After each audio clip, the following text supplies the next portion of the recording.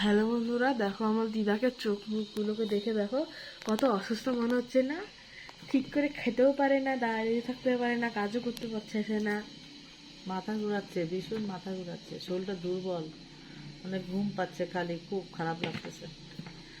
কাজ না করলেও তো চলবে না, ঘরের সংসারের কাজকে করতে হবে তো, খেতে গেলে তো কাজই করতে হবে, খাওয়া হোক না হোক কাজগুলো তো কমপ্লিট করতে হবে আগে।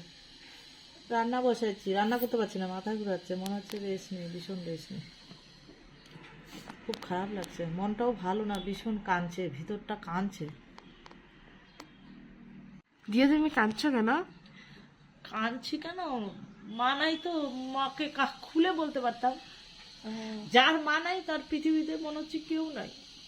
আমার মা নাই তো, ওই জন্য আমি কাঁদছি। পৃথিবীতে আমার মনে হচ্ছে দুনিয়াটায় কেউ নাই, সবাই আছে, থাকলেও আমার কেউ নাই, খালি আমার মা।